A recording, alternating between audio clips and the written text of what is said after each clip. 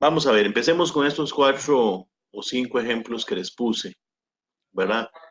Obviamente tampoco yo pretendo tener todos los criterios ni todas las ideas, ¿verdad? Pero bueno, desde donde yo puedo interpretar y por qué escogí estas frases. Y quiero, a ver, decir antes de hacer una crítica a las frases, es que una cosa es lo que ponemos y otra cosa es cómo eso que ponemos se puede interpretar. No siempre nuestro lenguaje es unívoco, ¿verdad? A veces nuestras expresiones tienen matices que uno puede explicar, ¿verdad? Entonces es muy complicado hacer un juicio sobre una expresión así. Pero dado que nuestra comunicación hoy es así, en frases, en párrafos pequeños, donde no hay tanto tiempo de explicar tantas cosas, ¿qué errores podría, y ojo, podría haber en esta expresión? Bien, buenos días hermanos, que la paz del Señor llene sus vidas. Hoy les quiero pedir y que me ayuden a orar por un matrimonio que está pasando dificultades. Bien, hasta ahí muy bien, ¿verdad? Hoy tiene su primera terapia para lograr una separación en buenos términos. Bien, ¿verdad? Pero yo sé, y ahí es donde creo que donde empezamos el problema. Yo sé que Dios se va a manifestar. Ok. Primero, si Dios siempre se va a manifestar, Dios no puede no manifestarse. ¿Por qué? Porque Dios es acto y actividad. Dios siempre se manifiesta en la vida de todos nosotros, porque no hay un solo instante en que Dios deje de actuar y deje de amar. Dios siempre está amando, Dios siempre está actuando, la creación es algo permanente, continuo de parte de Dios. Entonces Dios eh, no ocupa mucha teología para saber que Dios siempre va a actuar o, o que Dios se va a manifestar.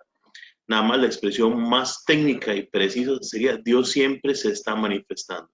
Pero claro, lo que ella quiere decir es que Dios se va a manifestar en la restauración de esta relación. ¿Ok?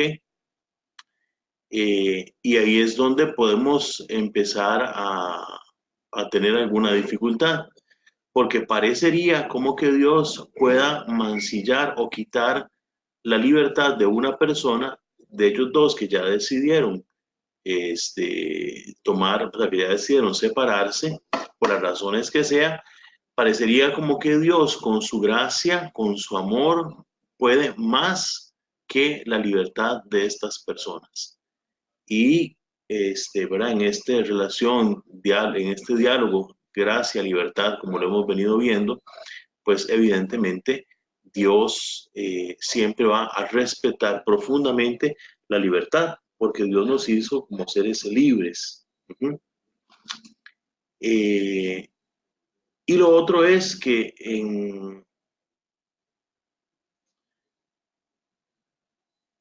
en todas las cosas siempre va a intervenir una doble causalidad.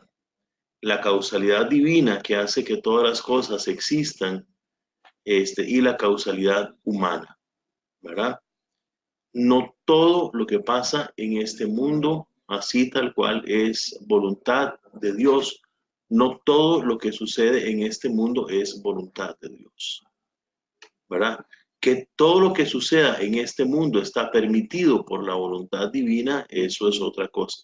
Pero no todo lo que pasa en este mundo es voluntad de Dios. Y por lo menos creo que de esta frase lo que yo más criticaría es esa perspectiva, como que Dios pueda anular la libertad de una persona y hacer que terminen haciendo lo que no quieren hacer. Obviamente que Dios quiere que el matrimonio se restaure, sí, obviamente, ¿verdad? Si es un matrimonio válido y es un matrimonio que se estableció por las razones que tiene que establecerse, por supuesto que Dios va a querer eso. Pero ahí es donde podríamos creer que la oración es capaz de cambiar la voluntad humana o anular, en este caso no cambiar, pero sí anular la libertad humana. No sé si alguien quisiera hacer algún otro comentario de alguna cosa que yo no estoy viendo con respecto a este texto. Padre, nada más si puedes repetir esa frase de no todo es voluntad de Dios, pero la otra parte. Ok, una cosa importante a distinguir, ¿verdad? Cuando veamos el tema de la creación continua, tanto lo que es conservación, concurso divino y providencia divina, este, es una distinción clara entre lo que es la voluntad de Dios y lo que es incluso la permisión de Dios. Porque a veces malinterpretando o manoseando los textos bíblicos o haciéndolos decir lo que no quieren decir, terminamos afirmando que no se cae una hoja de un árbol si no es la voluntad de Dios. Como para querer afirmar, manoseando este texto bíblico, que absolutamente todo lo que pasa en este mundo es algo directa y realmente querido por Dios. No, lo que Dios quiere es que este mundo transcurra según las leyes de la naturaleza que Dios ha creado. Dios no quiere que en un terremoto o en una erupción volcánica o en un tsunami la gente muera. Dios no quiere eso, pero eso pasa. Yo no puedo decir que porque eso pasa, Dios quería que esa gente se muriera. No, Dios creó un mundo en estado evolutivo y en ese estado evolutivo, en este mundo hay terremotos, en este mundo hay tsunamis, en este mundo, ¿verdad?, hay situaciones de la naturaleza que no son provocadas por el ser humano, sino propias de un mundo que evoluciona, una erupción volcánica, cosas de estas. Y lo otro es que Dios quiere que el ser humano sea libre, nos ha creado libres, nos ha creado como Él, en libertad. Y en esta libertad nosotros podemos abusar de nuestra libertad. Y en ese abuso de libertad hemos desencadenado, ¿verdad?, todo lo que San Pablo llama este gemartón, esta disposición, pero esta jamartía, que es esta situación de pecado que nos arrastra a todos desde los inicios. Por supuesto que Dios no quiere eso, pero en su voluntad, al crearnos libres, Dios permite que todo esto pase. Entonces ahí uno distingue con mucha precisión entre lo que Dios permite, es decir, en su voluntad, Dios permite que suceda, y lo que Dios, permitiendo que suceda, quiere realmente en su voluntad que suceda. Dios no quiere que yo mate a alguien, pero en su voluntad quiere que yo sea libre y me permite abusar de mi libertad para matar a una persona, aunque lo que Dios quiere es que esa persona viva. ¿Me explico, Gerardo?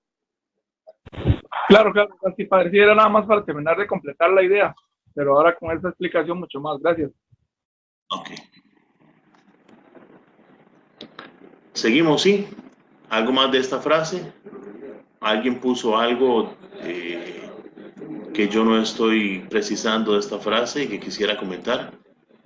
Padre, tal vez en esa frase, con el comentario que le mandé, el asunto es que se responsabiliza a Dios de todo. Ahí es donde Claro, se habla de ¿cómo se llama? De que Dios pueda restaurar. Bueno, que al final de cuentas, las personas que son libres deciden no hacerlo, pero en la frase en sí prácticamente implica que el responsable último de la separación del matrimonio es Dios. Entonces Dios es el culpable. ¿Dónde queda la responsabilidad de la pareja? justamente, gracias, sí, ¿verdad? Es un tema de que yo soy responsable, tengo que responder por mis actos. Muchas gracias. Padre, me llamó mucho la atención, a ver si me escucha bien, padre. Claro y fuerte, Camilo. Sí que la caballerosidad de Dios, eso es lo que me deja este comentario que usted ha hecho y sobre sobre este caso de que Dios, como usted lo dijo, Ahora sí lo pierdo. todo lo que No se lo... pasa está en Dios, que entonces, la Camilo, caballerosidad de Dios, cuando yo para... tomo una decisión, me da la libertad de que yo tome decisión y yo me responsabilizo por esa decisión y Él me deja como responsable de esta decisión que tomé. Justamente, por eso somos creados libres, ¿verdad? Y dentro de esa, y la libertad es nuestra grandeza y es nuestra desgracia. Nuestra grandeza porque con la libertad podemos decidir optar por Dios, por el bien, pero con nuestra libertad podemos decidir, y esa será nuestra grandeza, optar por Dios y por el bien. Con nuestra libertad podemos decidir optar por el mal y nos destruimos y destruimos a los demás. ¿Verdad? Pero es la única posibilidad de diálogo, de relación amorosa entre Dios y alguien más, o la única posibilidad de ser alguien es ser libre, ¿verdad? El gato nunca será alguien para mí, porque el gato no puede decidir si estar conmigo o alejarse de mí.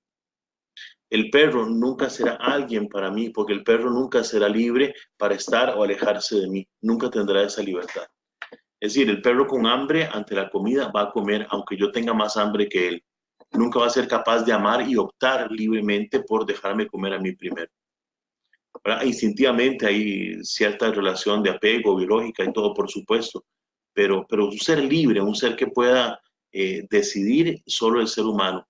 Y así lo hizo Dios para poder que estuviéramos frente a Él y elegirlo libremente, para que haya una relación de amor.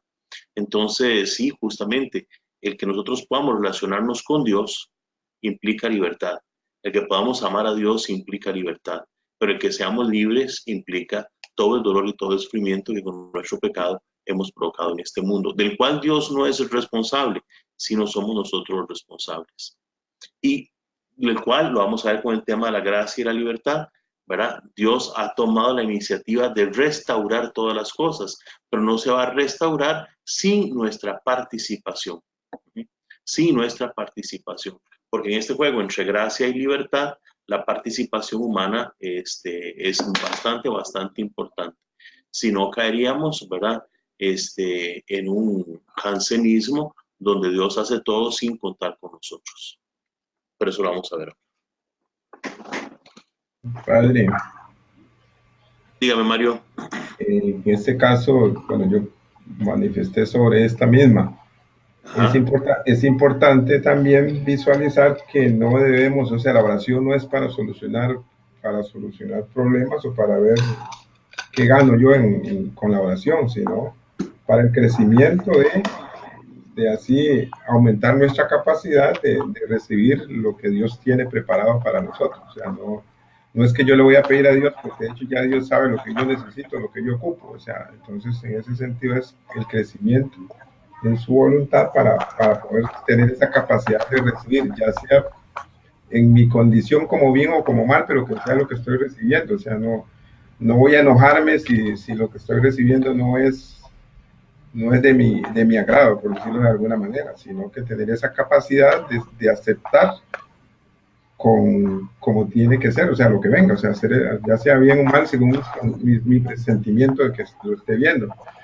Y también viendo ahí la otra parte de que la solución que se dé en esta situación no va a depender de Dios, sino, como decía usted ahora, va a depender o es debido a una causa natural, una causa categorial, digamos, que viene a ser, depende de una situación natural que se esté dando. El que se arregle o no se arregle la situación no va a depender de que Dios quiera o no quiera, porque en ese sentido Dios querría, según lo entiendo, que todos estemos bien. Justo. Y si la situación en la pareja está mal, no es porque Dios quiere que estén mal. Entonces, son situaciones que están pasando porque la misma pareja posiblemente fue la que llevó a ese término la situación. Y aunque Dios quiera que estén bien, si ellos como pareja quieren estar mal, ¿cómo van a estar? Mal. Justamente. Mal. Justamente. ¿Ok? Padre, Dígame. también a veces se logra captar como que buscamos a un Dios que cumpla nuestros caprichos, pero cuando estamos bien no damos gracias. Por ejemplo, en este caso que el matrimonio ya tiene unas dificultades a punto de la separación, la persona que pide oración es como, no sé si lo interpreto mal, como satisfacer algo que ella quiere pidiendo la oración por este matrimonio. Sí, vamos a ver, yo cuando alguien pone algo así, yo me imagino, ok, está bien, yo le voy a decir, Señor, yo te pido por esta pareja que están a punto de divorciarse y te pido para que ellos encuentren caminos para estar juntos. ¿Qué me va a responder Dios a mí? a esa oración. Me va a decir, si vieras que estamos pensando igual. Yo quisiera exactamente lo mismo que estás diciendo, que ellos estén juntos, que se amen, que se perdonen, que se reconcilien. Dios, lo que más responder es eso, justamente. Mira, estamos coincidiendo en lo que queremos. Es más, desde antes de que me lo pidieras, ya yo lo quería. Entonces, ahí pareciera que estoy haciendo depender, ¿verdad? En este texto, pareciera que estoy haciendo depender de la cantidad de oraciones que hagamos y de la fuerza que tengan esas oraciones, convencer a Dios para que restaure el matrimonio, ¿verdad? Y eso es lo que está ahí de por medio. Dios, por supuesto que quiere que el matrimonio se restaure. Dios, por supuesto que primerea en el amor, como dice el Papa Francisco, da la gracia, da la fuerza para que este matrimonio pueda encontrar estos caminos de reconciliación, pero no va a torcer el brazo, no va a quitar la libertad, ni siquiera para que ellos hagan el bien. Entonces, por ahí es donde va justamente esa lógica. José, también me parece que ellos, perdón, ya tienen una decisión casi tomada ahí, porque al final van a una terapia no de ver qué pueden mejorar, sino más bien en los términos en que pueda acabarse esa relación, más así como en los mejores términos, para decirlo de alguna manera. Entonces, ya no van buscando cómo mejorar relación, van buscando cómo cerrar la relación lo más o lo menos doloroso posible, me parece a mí. Sí, sí, sí. Ahora también, ¿verdad? Somos seres en el tiempo. Nuestras decisiones no son inmutables y son variables. En ese sentido, yo puedo esperar que esta persona cambie. Nadie es un proyecto ya hecho y derecho, ¿verdad? Lo que dice el refrán, no hay pecador sin futuro, no hay santo sin pasado. Todos estamos abiertos al cambio, porque nuestra condición de seres temporales es que podemos optar hoy por una cosa y mañana por otra. Perfectamente ellos podrían optar, aunque ya tomaron una decisión inicial de separarse y buscan terapia para eso, como son seres en el tiempo, son seres temporales, podrían tomar eventualmente la decisión de cambiar y de volver a estar juntos, ¿verdad? Hay un montón de cosas más que están detrás. Pero en todo caso, ¿verdad? Y lo que tenemos que salvar aquí es que el que sigan juntos o se separen no depende de la cantidad de oraciones que hagamos, no depende del Dios a quien rezamos, sino que, dada la gracia que ya tenemos todos de Dios, la gracia que nos antecede, que nos acompaña para hacer siempre el bien, ahora, ¿verdad? Sabiendo que ya tenemos la gracia de Dios para todo, ahora la decisión les corresponde a ellos.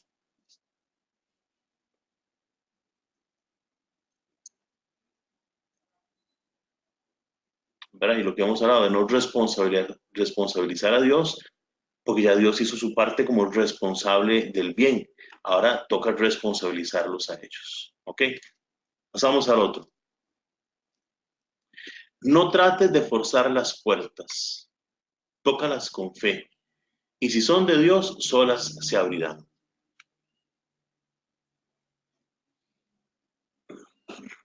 Padre, buenos días.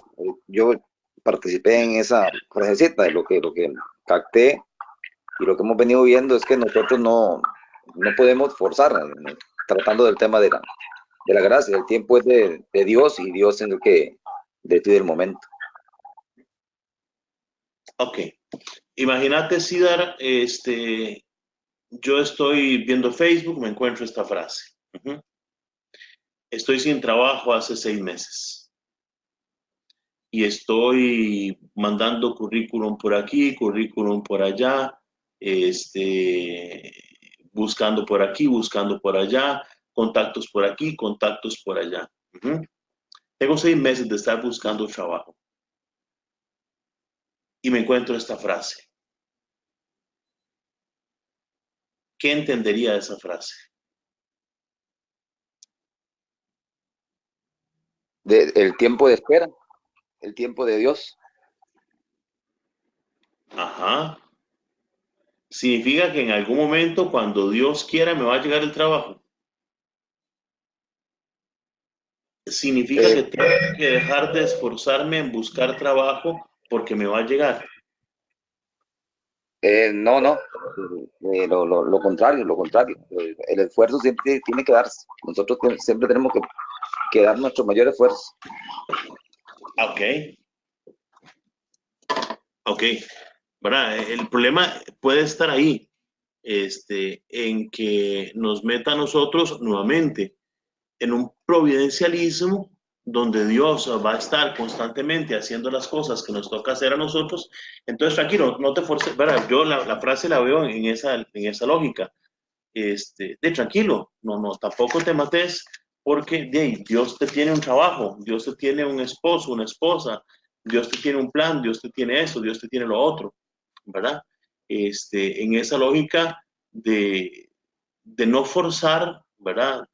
Como no es forzarme, y como que Dios va a hacer que ese trabajo me llegue. Lo digo porque frente a esto está la realidad de un 10% de la población, 1 millón de costarricenses, por no solo en este país, que viven bajo la línea de pobreza. Casi un 10% de la población, creo, si no estoy mal en las estadísticas, pues estoy haciendo de memoria, que no tienen trabajo y que estructuralmente no van a tener trabajo, porque el país no tiene las condiciones necesarias para ofrecerle empleo a todas las personas. Vamos a ver, para que alguien consiga trabajo en estas condiciones en las que estamos, otra persona tiene que perder el trabajo, porque no hay trabajo para toda la población. La única forma en que los que están desempleados se puedan emplear en una sociedad que no crea tantos empleos nuevos cuantos desempleados hay, es que alguien pierda el trabajo, que alguien lo despidan, entonces se abre un espacio para allá. Es ahí donde tenemos que tener cuidado, ¿verdad? De pensar como que Dios me va a dar un trabajo cuando muchas veces ese trabajo que conseguí es producto de que alguien perdió su empleo. ¿Me explico por ahí? Padre, Sí. Eso lo logro entender. Se me corta A mucho. veces, por ejemplo, he escuchado personas que están ilusionadas con una posibilidad de trabajo en... ¿Ahí? Ahí mejor. Ahí... No, pero ahí peor. Ahí no hace nada. Parece a Camilo. Ok, es la señal que está...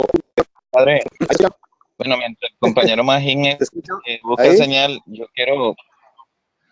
Padre, ¿me escucha? Sí, Teodoro, lo escucho.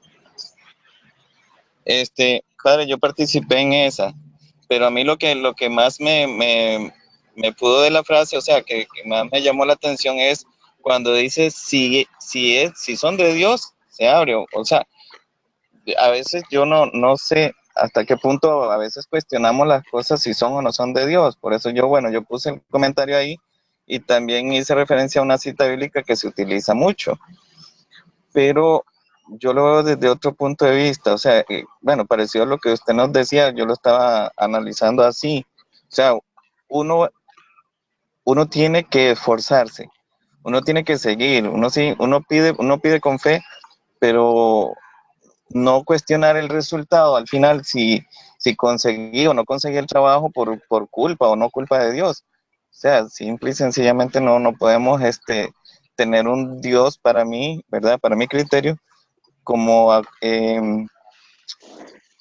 ¿cómo le explico? Mi Dios no puede ser, la imagen de mi Dios no puede ser en base a resultados, ya sean positivos o no sean positivos. Eso fue lo que a mí me llamó la atención de esa imagen. Sí, ¿de quién depende que yo alcance o que no alcance las cosas? En última instancia.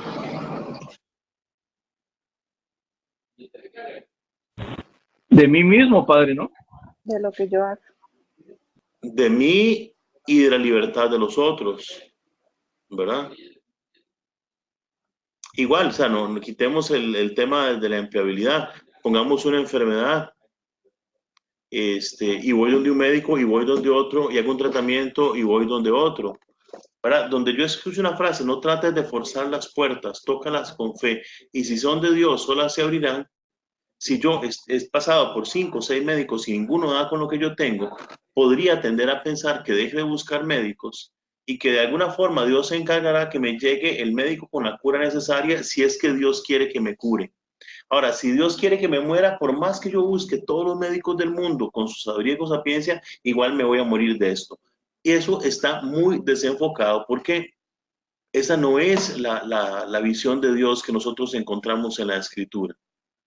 Si yo me enfermo es porque tengo una constitución física mortal, soy un ser para la muerte, soy un ser que experimenta el límite, la fragilidad. Esa es parte de mi constitución hecho con cuerpo y con alma, la enfermedad, por ejemplo. Dios quiere que me cure, por supuesto Dios quiere que me cure, por eso nos da inteligencia para buscar la ciencia médica. Ahora, si yo me curo o no me curo, ¿es porque Dios quería que me curara? No.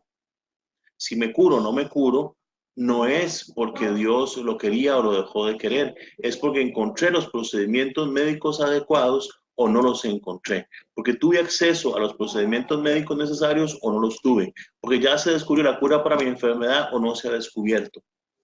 Pero no es porque Dios quería que me curara o no quería que me curara, ¿verdad? Porque evidentemente Dios quiere mi bienestar, Dios quiere mi curación, Dios quiere que yo esté bien.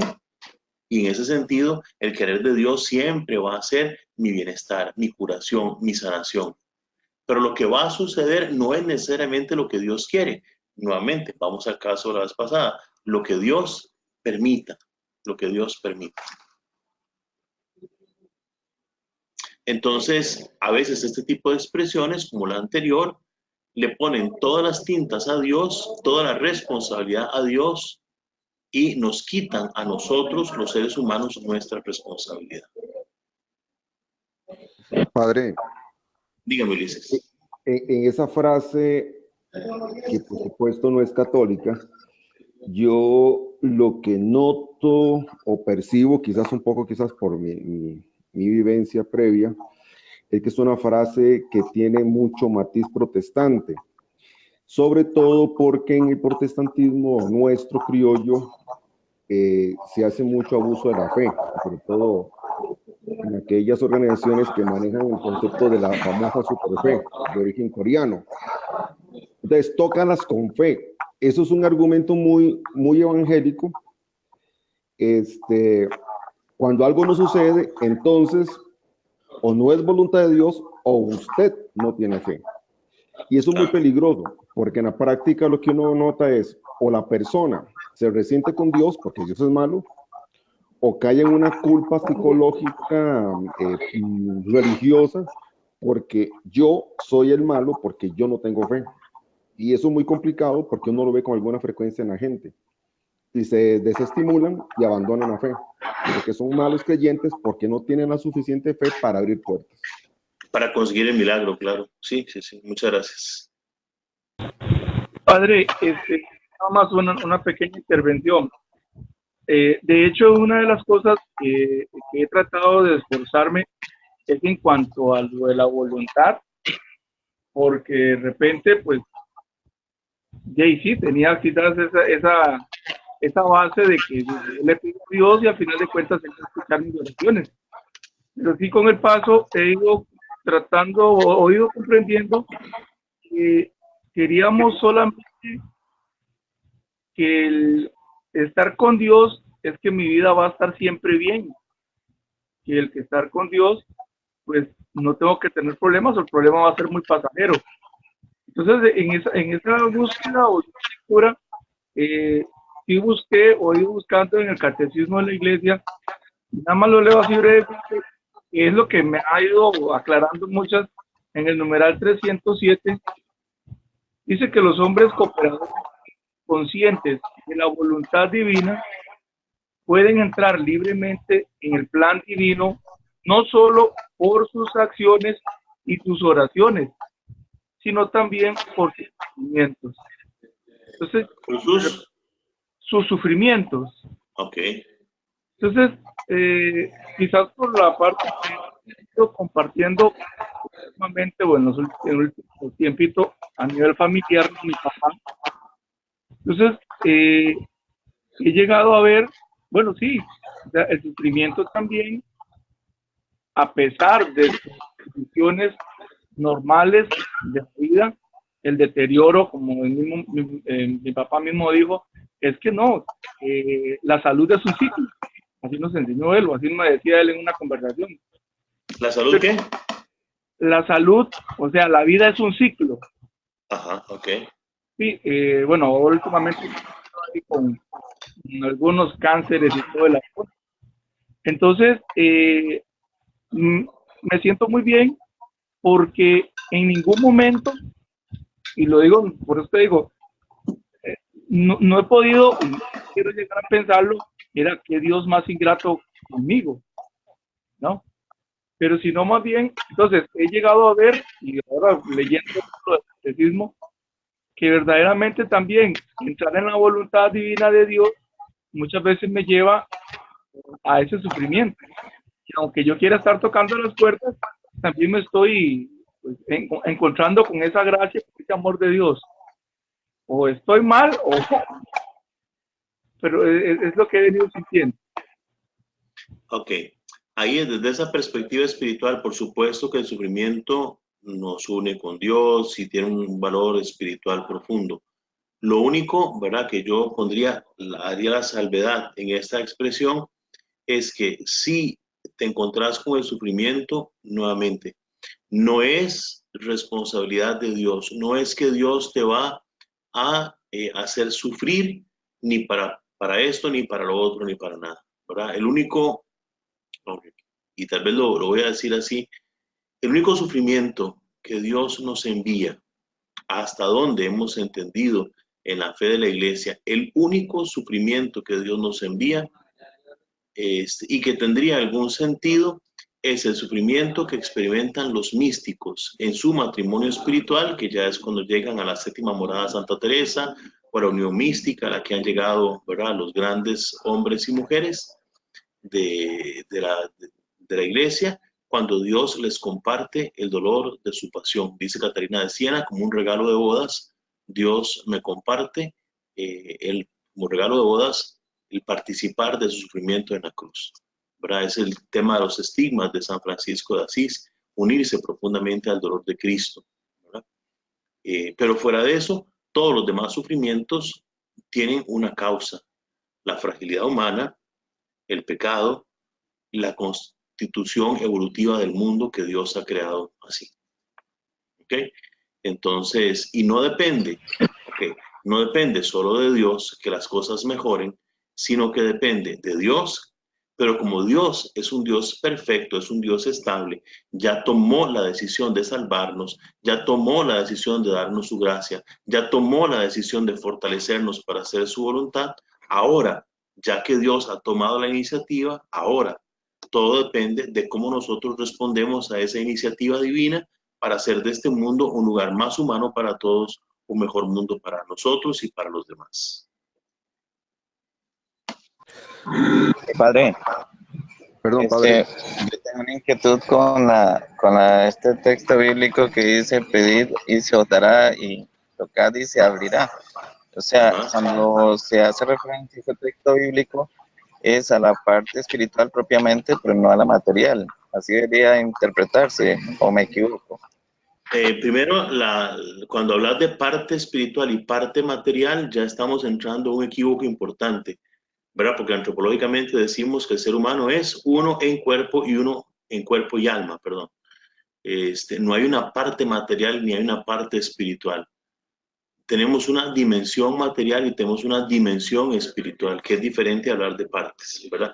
En eso hay que ser muy preciso, porque si no podemos dar origen a muchos equívocos. Porque nada que yo pida desde mi dimensión espiritual deja de afectar, la pido desde solo la dimensión espiritual. Quien la pide soy yo, que soy cuerpo y alma. Y me afecta a mí, que soy cuerpo y alma. Me afecta espiritual y materialmente.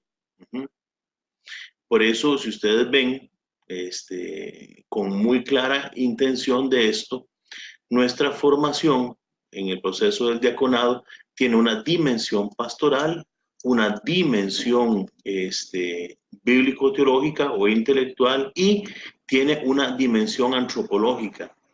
Tradicionalmente, en los procesos de formación se habla de dimensión humana y de dimensión espiritual.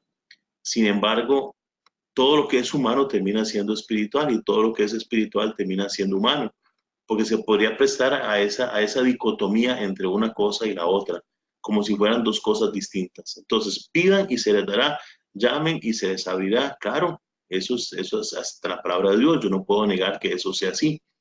Pero no se refiere a solo pedir cierto tipo de cosas y a no pedir cierto tipo de cosas. Entonces, y hay que leerla en el contexto totalidad de la Escritura, ¿verdad? Piden y no reciben porque no saben qué pedir, dice la carta del apóstol Santiago. Entonces, ¿qué es lo que podemos pedirle a Dios? Por lo menos de mi reflexión a la luz de todas estas cosas, ¿qué es lo que yo puedo pedirle a Dios? Al final, mi conclusión es, yo a Dios le puedo pedir y siempre voy a recibir todo y solo aquello que para mí sea imposible lograr por mi esfuerzo. Y entonces sí, cada vez que pedimos que venga el Señor a la Eucaristía, viene. No hay ningún esfuerzo humano que pueda hacer posible que Dios se haga presente en el pan y en el vino. Pero cuando lo pedimos, lo recibimos, porque eso es algo que no depende de nosotros. Ahora, si yo le pido a Dios que me resuelva un problema económico, como eso está a mi alcance o debería estar a mi alcance resolverlo, de eso no voy a recibir prácticamente un 5, porque eso me toca a mí resolverlo. Para eso Dios me dio inteligencia, para eso Dios me dio capacidad y para eso Dios nos invita a todos a la solidaridad. Entonces, ¿en qué consiste esto? Pidan y se les dará. ¿Verdad? Porque al final dice, Dios, como Padre bueno, les dará el Espíritu Santo a quienes se lo pidan, ¿verdad? Porque hay que leer el texto completo también. ¿Qué es lo que Dios nos va a dar siempre? Todo y solo aquello que no podemos conseguir con nuestro esfuerzo. Su amor, su luz, su sabiduría, ¿verdad? Su gracia. Lo demás, lo que nos toca a nosotros y es accesible a nuestras fuerzas, nos toca a nosotros conseguirlo. Perdón, padre. Volviendo a ese tema, en el catecismo, leyendo acá en el 306, que habla siempre sobre la línea esta de la providencia, causas segundas. El 306 dice, Dios es el Señor soberano de su designio, pero para su realización sirve también del concurso de las criaturas. Esto no es un signo de debilidad, sino de la grandeza y bondad de Dios Todopoderoso.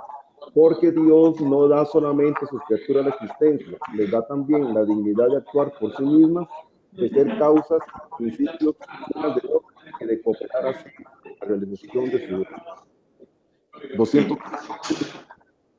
Claro, por eso, ya te pierdo un poco, Ulises, por eso hablamos del concurso, ¿verdad? De cómo concurre la causa primera, la causa segunda, la causa divina, la causa humana, claro. ¿A qué se refiere eso, verdad? Y para ponerlo en palabras más llanas y no tan teóricas como ese catecismo, hoy Dios no va a aparecer o no va a multiplicar el pan como lo hizo en tiempos de Jesús, ¿verdad? Pero hoy sí Dios va a tocar el corazón de los creyentes para que se muevan a la solidaridad y coman muchísimo más que 5,000 personas. Exactamente. Estamos. Vamos a la siguiente frase, la misma. Dios te dice hoy, ten fe, yo sé por qué hago las cosas. Nada malo va a tocar tu vida ni a tu familia. Estoy contigo todos los días hasta el fin del mundo. Y lo peor es que tiene 4.9 millones de reproducciones. 4.9 millones de reproducciones. Es una barbaridad. Que una mentira, una falacia tan grande vaya a entrar en la fe de los creyentes. Yo sé por qué hago las cosas. Obviamente, todo se sostiene por la mano de Dios. Nada malo va a tocar tu vida ni tu familia. Y ahí es donde está el equívoco, ¿verdad? Porque en lo que Dios hace, permite la experiencia del mal como parte de la libertad humana. Nada malo va a tocar tu vida ni tu familia, ¿verdad? es como querer que la fe sea ese halo protector del que hemos hablado, pero bueno, esa es tal vez la más evidente de desestructurarla porque es una falacia del tamaño de la catedral. Y bueno, esto último, ¿verdad? Padre, buenos días. Está mal que no soporte escuchar a las personas decirme que paso un proceso triste y doloroso porque Dios le da las batallas más duras a sus mejores guerreras. ¿Qué es lo que está escondido detrás de eso? De que este proceso triste y doloroso que ella está pasando, Dios se lo mandó, Dios se lo envió. Y dice ella con un buen sentido de fe. Es que es una cosa que me llegó a mi... eso me llega a mi face. Es que yo no creo que Dios sea así de cruel, que por verme valiente me manda cosas duras, ¿verdad? Justamente hay una intuición religiosa en ella que dice que el Dios bueno no puede, ¿verdad?, ser causa de estas cosas malas que le están pasando, justamente. ¿Por qué? Porque en este mundo no todo lo que pasa es voluntad de Dios, es permisión divina en muchos sentidos. Y dice al final, yo lo que creo es que todo tiene un propósito y por eso ocurren estos procesos. Estoy mal, Dios de verdad es así, ¿verdad? No le he contestado, por cierto, tengo que contestar. Pero es para que veamos, ¿verdad?, cómo muchas veces expresiones que intentan animar, Dios da las mejores batallas a sus mejores guerreros, lo que hacen es terminar desanimando y haciendo que la gente entre en esos choques religiosos porque no habla bien de Dios mucho de lo que decimos. Y ahora que Gerardo decía, ¿verdad?, que está haciendo un esfuerzo por desaprender muchas cosas, sí, justamente. ¿Por qué insisto en estos temas? ¿Por qué prefiero no adelantar e insistir en estas cosas? Porque son cosas que están muy arraigadas en nosotros y que hacen mucho daño y que es necesario corregir de raíz, ¿verdad? Siempre estoy contenta con lo que me pasa porque lo que Dios escoge es mejor que lo que escojo yo, ¿verdad? Eso es como, otra vez, es Dios, es el entrar en el providencialismo y no en la providencia de Dios. Dios constantemente está interviniendo en mi vida y todo lo que me pasa es directamente querido y escogido por Dios, ¿verdad? Al final todo entra en esta lógica de lo que podemos decir providencialismo. Ahora,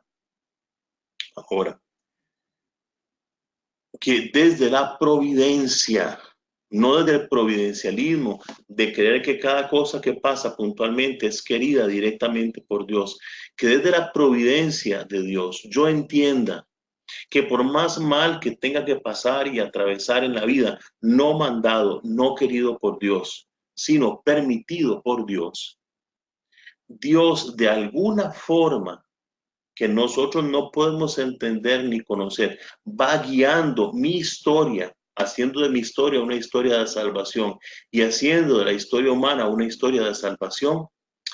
Esa es, ¿verdad? Y así es como hay que entender la providencia. Ajá. Pero nada más tener cuidado con ese tipo de expresiones, por eso digo, hay que matizarlas para entenderlas.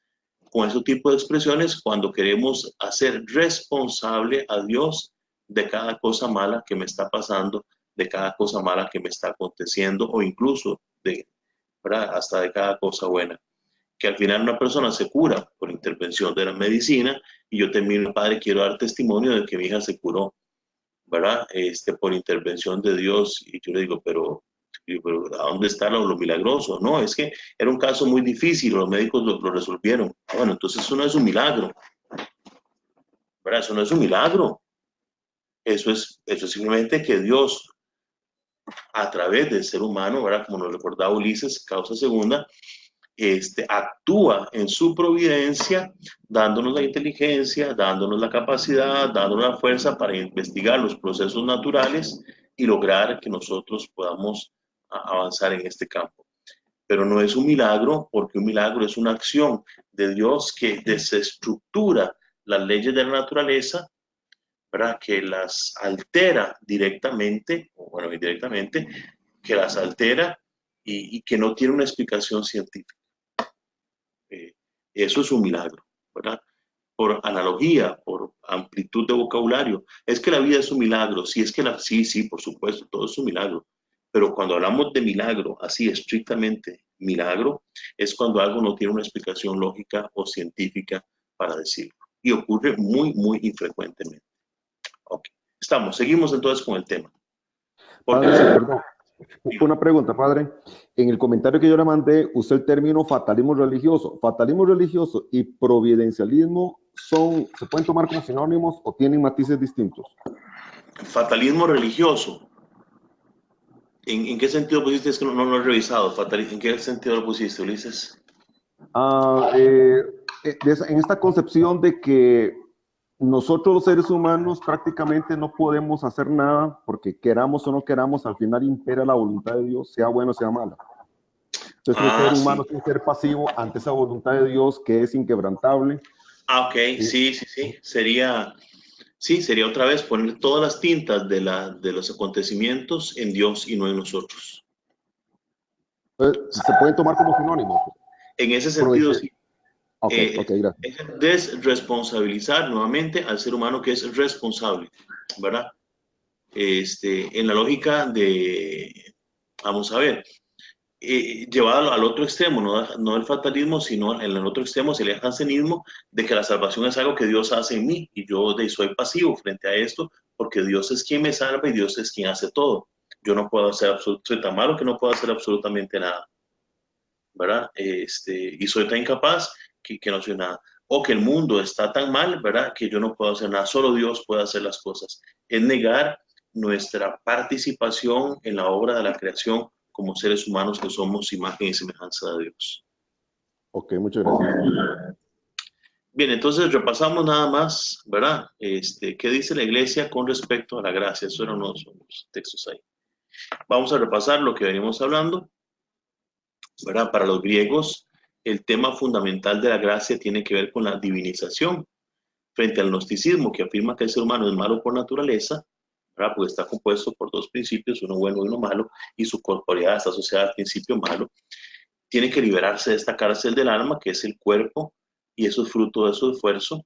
Los cristianos afirmaron que el ser humano, cuerpo y alma, es imagen de Dios, y está llamado no por su fuerza, sino por gracia, a participar de lo que Dios es por naturaleza. Y este proceso de divinización o teopoiesis, tiene su momento culminante, así lo entendieron los primeros pensadores griegos en la iglesia, cuando el verbo se encarna y asume la bondad de nuestra dimensión corporal y nuestra dimensión espiritual, obviamente, pero sobre todo en este caso que veían mal el principio material.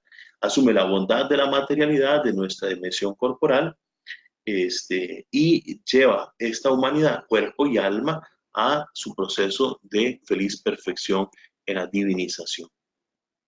Entonces ahí están las frases de los padres griegos: el verbo de Dios, a causa de su inmenso amor, devino lo que nosotros somos para conseguir que fuéramos lo que Él es. Bueno, eso ya las habíamos leído. ¿Qué decimos de los padres griegos? Que la salvación equivale a divinizarse, a hacerse como Dios. Parte más de la condición creatural, ¿verdad? De haber sido creados para ser como Dios, que de la situación en que nos dejó el pecado, mucho más abajo de cómo seríamos creados buenos de las manos de Dios. Lo que el ser humano es en potencia, en Cristo lo es en acto para que la humanidad se actualice. Eso es lo que hemos hablado un poco de eso. Pero aquí es donde entramos el tema de Pelagio y San Agustín. Y es el tema que está detrás de todas estas cosas.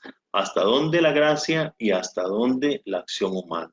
Vean que en todas estas expresiones que estamos analizando, inocentes del Facebook, está este dilema humano: hasta dónde la gracia, hasta dónde la acción de Dios y hasta dónde la humanidad, hasta dónde la libertad humana. Si la gracia es el don que Dios hace de sí mismo al ser humano, entonces obviamente toca la relación Dios-humanidad. En la salvación concurren dos voluntades y en todo nuestro actuar concurren dos voluntades: la voluntad humana y la voluntad divina. Se afirma la soberanía de Dios por sobre la autonomía humana o viceversa. Y este debate de afirmar una cosa o la otra, a la iglesia le ha tomado de estos 12 siglos porque desde Pelagio, ¿verdad?, que afirmaba la autonomía humana, hasta Jansenio, que afirmaba la autonomía divina, se han venido dando excesos de un lado y del otro. Por eso nos acercamos a esta cuestión, porque hoy en día coexisten estos pelagianismos, es decir, todo depende del ser humano, nada depende de Dios, todo nuestro esfuerzo, somos nosotros quienes tenemos que tomar la iniciativa. Este pelagianismo, este fariseísmo, lo decíamos la vez pasada, o el jansenismo, no, todo aquí todo es gracia, en el fatalismo religioso que decía Ulises, aquí es Dios quien hace las cosas, yo soy tan malo, soy esto, ¿verdad? Dios tiene que hacer las cosas, porque yo no puedo nada.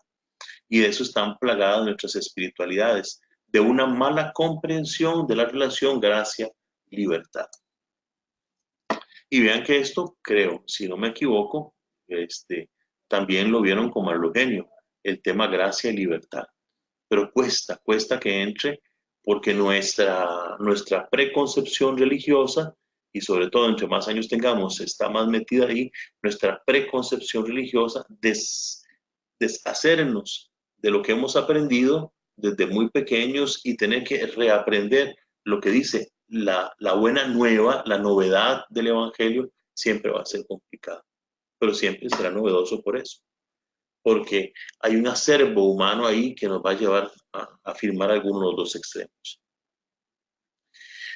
Frente al pesimismo maniqueo, ¿verdad?, que el ser humano es malo, y sobre todo a partir de su constitución material es malo, Pelagio afirmaba, en la línea del pensamiento de la Iglesia, porque Pelagio es un tipo cristiano, afirmaba la bondad de la naturaleza humana. La dimensión corporal no es mala. El ser humano es bueno, salió bueno en las manos de Dios, no es malo. Pero a tal punto llega Pelagio a hablar de la bondad, que la libertad humana es esencialmente capaz de optar incondicionadamente por el bien sin necesidad de instancias exteriores de apoyo. A este punto, ¿verdad? Porque es que uno puede decir, mira qué Pelagio más bruto con lo que dijo. Un ser humano totalmente malo es capaz de hacer el bien. Un ser humano desgraciado, sin la gracia de Dios, un ser humano malo, corrupto, de esos que no se han encontrado con Dios, ¿es capaz de tener un acto bueno? Pregunto. No, porque para poder hacer un acto bueno, debe de tener algo de bondad. Padre, yo digo que sí. Yo pienso que por más malo que sea la persona, siempre va a tener algo de bueno. Que sea hacia su perro, va a tener algo bueno. Yo opinaría que sí. Si es capaz de hacer algo bueno. Sí, yo también creo que haría algo bueno. Ok. Pienso que sí, padre, sí es posible. Ok. Bien, hay una trampa en la pregunta, obviamente. No hay nadie totalmente malo, ¿verdad? No hay nadie totalmente desgraciado, porque todos estamos bajo la gracia de Dios. Gracias a Dios. Bajo la gracia. ¿Ve? Por eso el planteamiento del que parte Pelagio es un planteamiento falaz, porque dice que el ser humano sería esencialmente capaz de optar incondicionadamente por el bien sin la necesidad de la gracia. Pero ese ser humano que no cuente con la gracia no existe. No existe porque hemos sido creados por un acto amoroso de Dios. Y ya Dios, entonces, pero Pelagio, ¿verdad?, pensando en una naturaleza pura, pensando en un ser humano no agraciado, de ese ser humano no existe. Desde que existimos somos agraciados. Sí. Pero en esa lógica de su reflexión le faltó esa fineza a Pelagio de lograr entender esto. Y él afirma que si yo dependo de algo externo, en este caso de la gracia de Dios, para hacer el bien, ya yo no soy responsable de esta acción. Si nada puedo hacer sin la gracia, esto llega a un extremo mayor. No soy yo quien obra, sino la gracia de Dios que obra en mí. ¿Ok? Pero a este punto, otra vez, ¿verdad? La lógica humana nos dice, por lo que vamos a ver en Agustín de la Delectatio Victrix, si yo veo una torta chilena frente a mí, ¿ok? Yo soy diabético, no debo comer en exceso dulces, ¿ok? Entonces, no voy a tomar la decisión de levantarme de aquí apenas termine esta clase a comprarme una torta chilena. Pero si viene alguien y me pone una torta chilena aquí al frente, posiblemente yo opte por comérmela. Y entonces Celeste diría, ya yo no soy responsable de tal acción. Pero creo que ustedes y yo estamos claros en que aunque alguien me presente externamente el bien o el mal de comerme la torta chilena porque me haría mal, al final yo siempre soy el responsable, aunque se me presente la posibilidad de comerme la torta chilena. No sé si me explico con esto. Aunque sea una acción extrínseca a mí, siempre yo soy responsable de la acción que estoy haciendo, ¿verdad? Digamos, son los errores que están un poco más a la base ahí de la reflexión de Pelagio. Entonces, ¿qué es la gracia? La gracia puede ser la misma naturaleza humana. ¿Alguien dejó el micrófono abierto y están cocinando? Don Antonio y yo están cocinando. Alguien está cocinando y dejó el micrófono abierto. Ya, gracias. Entonces, ¿qué es la gracia? Puede ser la misma naturaleza humana en la que fuimos creados. Puede ser un auxilio que Dios nos otorga para más fácilmente hacer el bien que ya naturalmente podríamos hacer. Es decir, para Pelagio siempre será algo externo, exterior. El pelagianismo es como la reaparición del fariseísmo, ¿verdad? El ser humano en su relación con Dios es más externo, es contractual, es legal. Porque partiría que el ser humano es neutro frente al bien y mal. Todo eso lo hemos hablado y frente a esta estructura de pensamiento de Pelagio reacciona Agustín. Y reacciona fuerte frente al pelagianismo que nos lleva inexorablemente a un cristianismo sin Cristo. Porque si yo puedo hacer el bien sin Cristo, Cristo no es necesario para el bien. Y entonces San Agustín nos va a meter en esta dialéctica gracia-libertad. Porque no debemos defender de tal forma la gracia, ¿verdad?, que demos la impresión, todo es gracia, entonces no hay nada en la libertad humana que se pueda hacer por el bien, Anselmo, o no debemos afirmar de tal suerte el libre albedrío que con soberana impiedad seamos ingratos con la gracia de Dios, Pelagio, ¿verdad? Son los dos extremos en los que se va a debatir nuestro error a la hora de considerar estas cosas. Dice Agustín, la gracia es la mera naturaleza. Si la justicia se logra con los esfuerzos de la naturaleza, entonces Cristo murió en vano. La gracia tiene que ser algo más, ¿verdad? Tiene que haber algo más que la mera naturaleza en la que Dios nos creó. Pero entre el inicio de la creación y nuestra situación actual se encuentra esta jamartía, esa situación de pecado. Por lo tanto, hay la necesidad del acontecimiento Cristo, porque nuestra naturaleza es capaz de optar por el mal.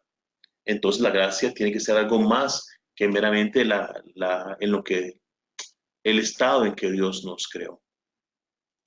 Por eso la libertad sola, porque desde el inicio salimos buenos de las manos de Dios y libres, no fue suficiente para hacer el bien. La libertad no es suficiente para hacer el bien. Dios no puede ponernos preceptos impracticables. Y al proponerte un precepto te amonesta que lo hagas, que hagas lo que está a tu alcance y pidas lo que no puedes. Y por eso, para San Agustín, el tema no es gracia o libertad, sino cómo se relaciona gracia o libertad. La libertad sola no alcanza, pero la gracia sola tampoco explica el proceso de salvación o de justificación. El ser humano no le basta conocer el bien. Por eso dice San Agustín, la gracia libera la libertad. Al ser humano no le basta conocer el bien para practicarlo, tiene que amarlo. Y para amarlo debe doblegar su delectación concupiscente. Es decir, cuando yo veo una billetera tirada en el suelo, yo me deleito en el dinero fácil que voy a tener. Es la delectación, el deleite concupiscente, el deleite que me inclina hacia el mal. Entonces dice San Agustín, la gracia nos ofrece una delectatio victis, un goce vencedor del bien y la verdad. La gracia, la tarea de la gracia es así como el pecado o la concupiscencia me lleva a deleitarme en el mal, que la gracia me ayude a deleitarme en el bien, ¿verdad? A pensar en lo feliz que va a ser la persona que perdió la billetera cuando yo se la dé y pueda recuperar el dinero que en ella tenía. Así la libertad es liberada por la gracia para hacernos realmente libres.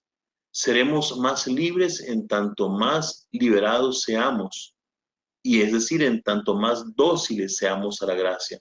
Yo voy a ser más libre, porque alguien dirá, es que, ok, si me dejo llevar por la delectación concupiscente, entonces no soy libre, pero si me dejo llevar por la delectación en la victoria, tampoco soy libre. Es que esta es la única forma de ser libre, dejarme llevar por el deleite del bien y la verdad. Voy un momentito nada más. Ok. Dejarme llevar por el bien y la verdad. Por eso termina Agustín diciendo, seremos libres si terminamos siendo siervos, pero siervos no del pecado, sino siervos de la gracia. Porque la gracia, al presentarnos el bien para el que fuimos creados, es la que nos libera. Y hasta ahí llegamos el 12 de octubre, ¿verdad? Así que todo esto es más que sabido, sí. Al final San Agustín va a decir, el ser humano no puede salvarse por sí mismo, tiene una absoluta necesidad de ser salvado por Dios. Pero la salvación es gracia que libera la libertad y suscita en el ser humano la atracción, ¿verdad? Y la delectación por el bien. La gracia para San Agustín en el término de la salvación es ese amor de Dios, esa acción de Dios que nos atrae hacia el bien y que hace que nos deleitemos en el bien. La iniciativa es de Dios, ¿verdad? Dios tiene el primado y restricto de la gracia. Dios es quien ha tomado la iniciativa al crearnos y quien ha tomado la iniciativa al salvarnos.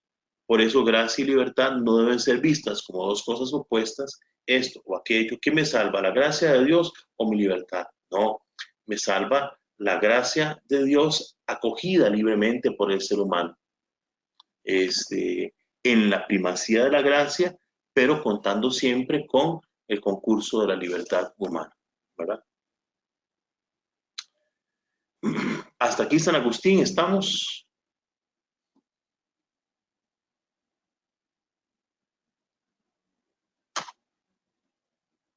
Vamos bien, padre. Ok.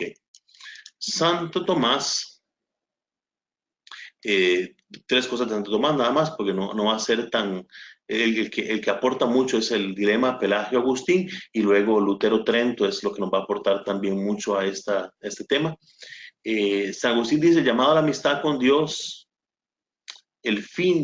llamado a la amistad con Dios, el fin del ser humano es inalcanzable con sus fuerzas. Ok, Dios me llama a divinizarme. Este proceso de partir del ser creado al ser divinizado es inalcanzable por mis fuerzas. Por eso se requiere un auxilio proporcional al fin al que tiende el ser humano, que lo eleve por encima de su condición creatural. Pero además, la criatura es criatura caída en el pecado.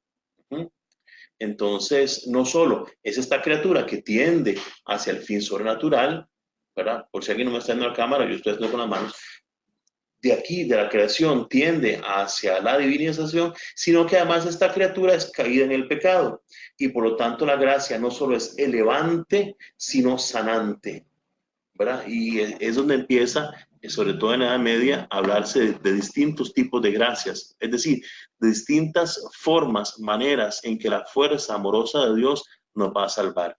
Nos salva elevándonos por encima de nuestra condición creatural, pero también nos salva sanándonos de ahí donde el pecado nos ha dejado postrados. Este sistema de San Agustín, llevado al extremo, corre el riesgo de cargar todo el peso de la balanza en el tema de la gracia. Ojo, el sistema de Agustín llevado al extremo, ¿verdad? Corre el riesgo de, por la primacía de la gracia, de poner todo el peso de la balanza, gracia y libertad, en el tema de la gracia. Lutero es agustino, ¿verdad? Eso es lo primero que hay que decir. Lutero es un fraile, es un monje agustino. En su experiencia personal, vive mortificado en su lucha contra el pecado, sobre todo partiendo de una verdad en la Edad Media que decía: al que hace lo que está en su mano, Dios no le regatea su gracia. Es decir, usted esfuércese, que Dios le va a dar, le va a complementar ese esfuerzo para que usted pueda vivir bien en gracia. Entonces la vida de Lutero es un esfuerzo permanente y torturante por demostrar que ha hecho suficiente para vencer el pecado y entonces ser salvado por Dios. Y en ese camino esforzado, ¿verdad? En ese esfuerzo cansón, en el que muchas veces, no Lutero, todos vivimos, por esta lógica, ¿verdad? De que hay que luchar, hay que dar testimonio, hay que ser así, hay que ser así, y todo el imperativo moral que nosotros los cristianos nos ponemos a nosotros mismos y las demás personas nos ponen, de lo que yo debería hacer porque soy cristiano, de lo que yo debería hacer porque soy sacerdote, de lo que yo debería hacer porque soy diácono. Si hay algo que a mí me pudre en la vida, es cuando alguien me exige ciertos comportamientos morales porque yo soy sacerdote. Ah, no, es que usted como es padre debería, más bien va para el quinto de los infiernos. Si yo algo debería hacer en el campo moral, es por mi condición de bautizado. Que por mi condición de bautizado tengo que ser como Cristo, no por mi condición de sacerdote.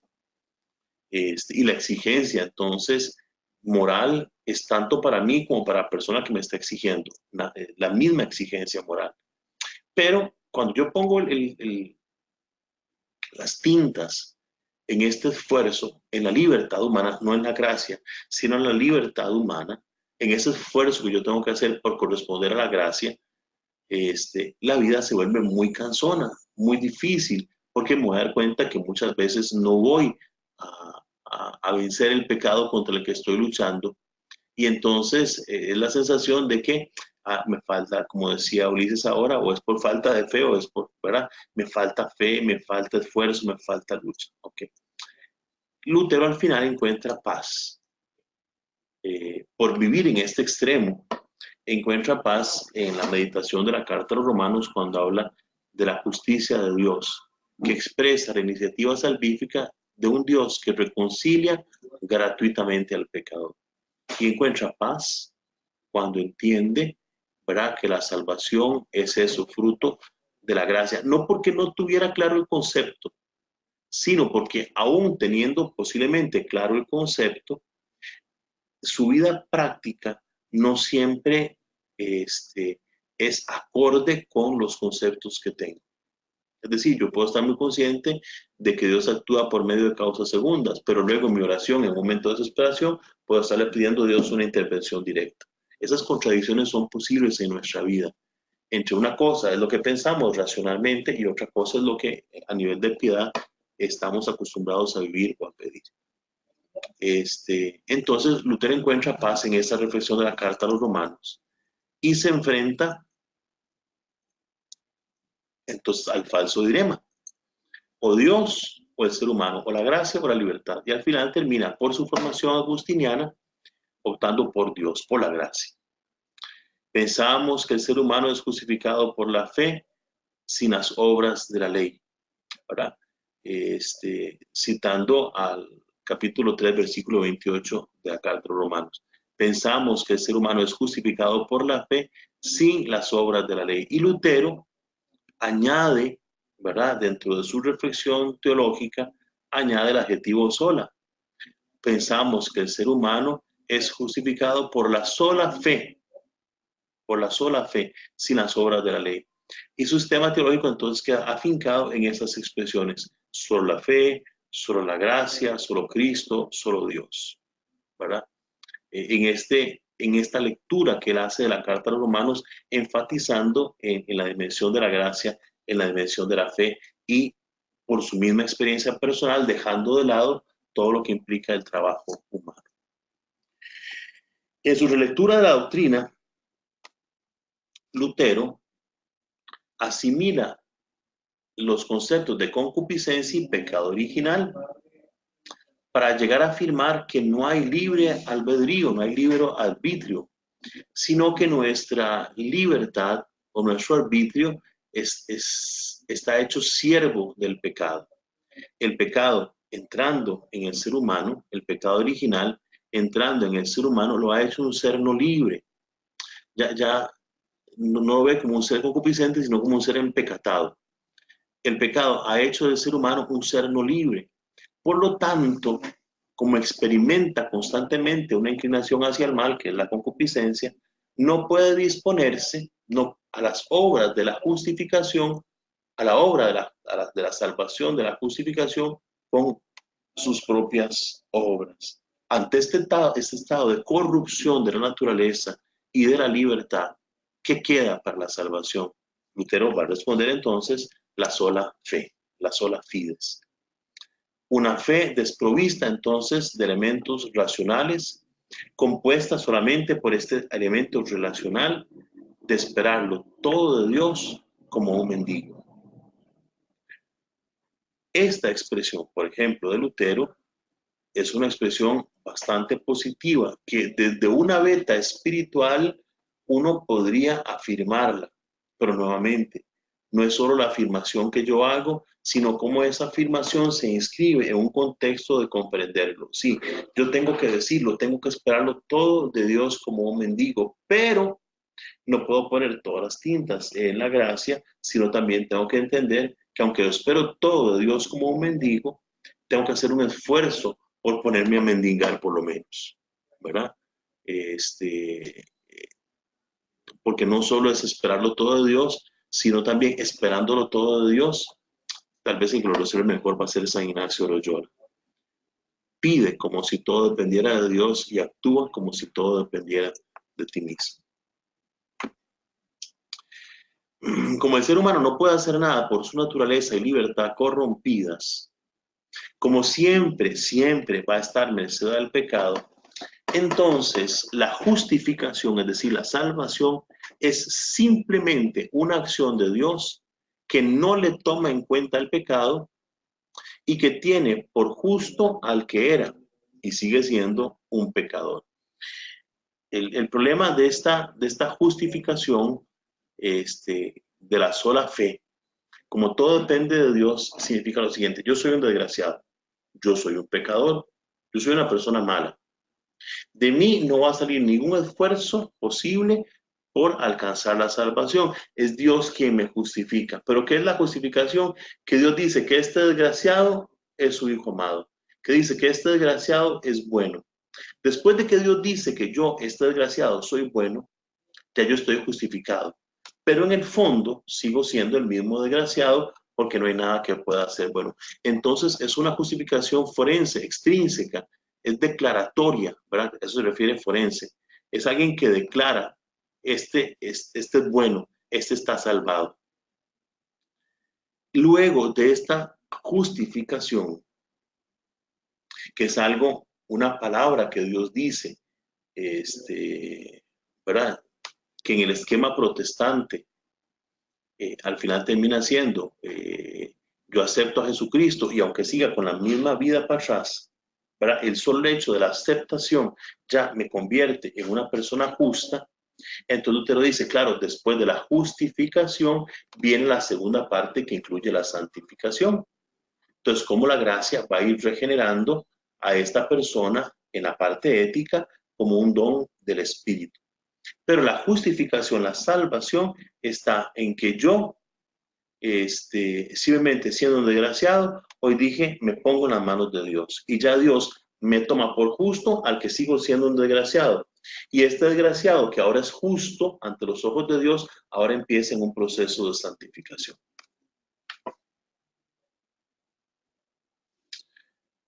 Y entonces la Reforma nos va a presentar 4 problemas o 4 preguntas que va a intentar responder el Concilio de Trento. ¿Se corrompe totalmente la naturaleza por el pecado original? ¿No queda nada bueno en nosotros? ¿Mantenemos luego del pecado original la libertad o la perdemos? ¿Perdemos la libertad? ¿Perdemos la bondad? ¿Solo la fe es necesaria para la salvación o es necesaria la fe y las obras?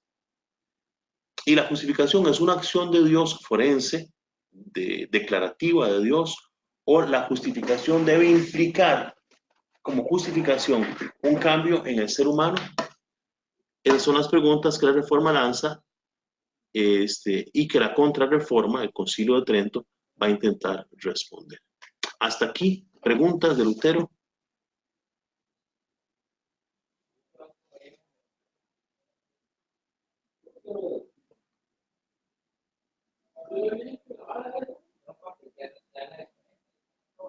Preguntas a la 1, preguntas a las 2, preguntas a las 3. Padre, una pregunta. Ahí con ese tema de la famosa fe y sola fe de Martín Lutero, había leído, y corrígeme si estoy equivocado, pero cuando la Escritura habla de la salvación por fe, había leído que el concepto de fe en el griego, pistis, no es simplemente creencia pasiva, sino que era fe activa, es decir, fe que produce obras. Entonces había leído por ahí que el concepto era que ese concepto de que la fe salva es la fe que es capaz de producir obras consecuentes con la vida con Cristo. Ok, sí, no solo es el creer en, sino creer a, ¿verdad? Que son las dos dimensiones que tiene la fe. Yo no solo creo en Ulises, ¿verdad? En la persona que es Ulises, sino que también le creo a Ulises, a lo que él me va a decir. Yo no solo creo que Ulises es médico, creo en Ulises como médico, sino le creo a Ulises lo que me va a decir como médico que yo tengo que hacer para curarme. ¿Me explico? La fe en y la fe a. Obviamente el concepto bíblico de pistis, de fe, implica estas dos dimensiones. Pero la forma en que Lutero entendió el concepto bíblico, con los conocimientos bíblicos de su época, no es esta forma, ¿verdad? La forma en que Lutero lo comprende, y posiblemente la Reforma, en la Contrarreforma también, es una fe en, no es una fe a. Ok, gracias, Padre. Sí, es que obviamente, ¿verdad? Como pasa en todo el campo de la ciencia, lo que hoy sabemos, ojalá la gente de la Edad Media lo hubiera sabido, ¿verdad? Hoy sabemos mucho más de lo que sabían ellos en la Edad Media, pero no tenían la capacidad de saber todo lo que nosotros sabemos hoy. ¿Ok? Estamos. Sigo. 5 minutos para seguir. El Concilio de Trento, que va a responder a todas esas interrogantes, nos va a decir que el bautismo quita, no solo imputa, ¿verdad? Es decir, no es solo algo extrínseco que dice que este es bueno al que es malo, sino que el bautismo quita todo lo que tiene verdadera y propiamente razón de pecado en el ser humano. Que luego del bautismo permanece la inclinación hacia el mal, la concupiscencia. Pero la concupiscencia no es pecado, ¿verdad? El que yo tenga ganas de matar a alguien no es pecado. El que yo mate a alguien, eso sí es pecado, ¿verdad? Pero el sentir ganas de matar a alguien, eso es algo concupiscente, algo que surge de mi deseo afectado por la inclinación hacia el mal. Por eso el pecado no logra anular la libertad del libre albedrío, aunque sí, y la concupiscencia también lo atenúa o lo desvía, pero no me quita totalmente la libertad. Yo mantengo un espacio de libertad. La redención en Cristo es necesaria para la salvación, pero requiere esta redención, esa salvación, la libre y activa cooperación humana. Y esta cooperación humana es posible, ¿verdad? Yo puedo colaborar con la salvación que Dios me ofrece, porque Dios me previene con su gracia. Vamos a ver si la amartía, que es la condición de pecado en que todos nacemos, al final todos la ratificamos por una opción personal de pecado, que es el gemartón. Así también la gracia, que es este efecto salvador de Cristo desde la cruz, en que nos envuelve a todos, requiere de una activa participación y cooperación mía en la aceptación de esta salvación. Y no solo la aceptación pasiva, como decía Ulises ahora, sino la aceptación activa, en esta aceptación de la propuesta del Evangelio. La acción justificante, ¿verdad?, comprende dos aspectos. En un aspecto negativo, la remisión de los pecados. Me limpia de los pecados. No solo me dice que no soy pecador, no, me limpia de los pecados. Y un aspecto positivo, la santificación y la renovación del ser humano desde su interior, ¿verdad? La gracia de la justificación implica estas dos cosas. No es una mera declaración externa, porque de ser así, si fuera nada más que Dios dice, este es un desgraciado y ahora es bueno, la gracia podría menos que el pecado. Así como el pecado nos mete en una danza, así como el gemartón nos mete en una danza pecaminosa, perdón, así como la jamartía nos mete en una danza pecaminosa que luego refrendamos con el gemartón, la oferta salvífica, la Pascua, la resurrección de Cristo, nos mete en una obra de gracia que luego terminamos asumiendo y que nos va transformando. Y la fe entonces es el inicio, el fundamento y la raíz de la justificación, que siempre es gratuita, que siempre es inmerecida. Pero una fe que es no solo confianza en la misericordia de Dios, sino un movimiento de cooperación humana en la consecución de esta justificación. No solo es la fe entendida como decir yo creo, sino yo actúo creyendo, ¿verdad? No solo es la persona que dice yo te amo, sino que refrenda esa palabra de amor que se le da con actos de amor concretos por la otra persona. Pero no es que yo te amo y te aporreo, no, aquí hay una contradicción entre lo que digo y lo que hago. No, la fe entendida desde esta lógica es una acción declarativa, ¿verdad? Que yo tengo fe, pero también tiene consecuencias en mi cooperación en una transformación de la vida. Lo que para Lutero era justificación y santificación como dos movimientos, el Trento lo entiende como justificación desde la perspectiva más integral. Por lo tanto, no es la sola gracia ni la sola libertad. El ser humano está permanentemente ante Dios como ser responsable, no como un objeto, no como una cosa, sino como una persona. Por supuesto, la gracia es prioritaria, absoluta, pero nunca llega a anular la libertad humana. Dios nos justifica, no con la justicia con la que Él es justo, sino con la que nos hace justos a nosotros. Por eso es una justificación que viene desde dentro, no es simplemente una declaración externa, sino un don inserto en nuestra realidad, en nuestro ser más profundo, en nuestra realidad ontológica, que nos hace verdaderamente justos. Dios se nos mete hasta lo más profundo de nuestro ser para justificarnos. No simplemente nos dice, sí, sos bueno, desgraciado, sos bueno. No, sino que nos hace realmente buenos y nos va transformando con su amor. Una vez justificado, el cristiano puede y debe acrisolar, acrecentar su justicia, crecer en santidad, entre otras cosas, cumpliendo los mandatos. Dice San Agustín, tanta es la bondad de Dios para con nosotros, que quiere que sean méritos nuestros lo que es don suyo. ¿Verdad? Al fin y al cabo, es este juego, ¿verdad?, hermoso entre gracia y libertad. Pero con el cuidado, ¿verdad?, que no tuvo tanto cuidado la Contrarreforma, el Concilio de Trento, de no llevar esta expresión a los límites pelagianos, de decir que lo que nos salva es esta respuesta, es este mérito del justificado, ¿verdad? Lo que nos salva es la gracia, el amor de Dios, al cual intentamos responder para que sea una salvación integral.